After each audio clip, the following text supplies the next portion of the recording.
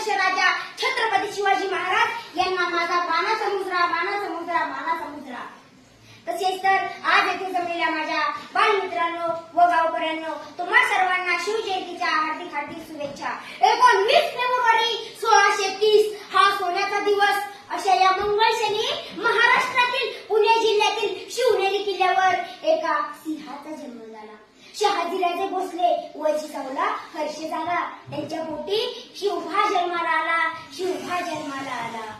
सह्याद्रीच्या काड्याकपाड्या नाही पाझर फुटेल, डोंगर माथ्या नाही गाम फुटेल, झाडे झुडपेही शहारतील आणि विशाल नभालाही ज्याच्या पुढे झुकावे लागेल. असा रयतेचा राजा, मावळ्यांचा राजा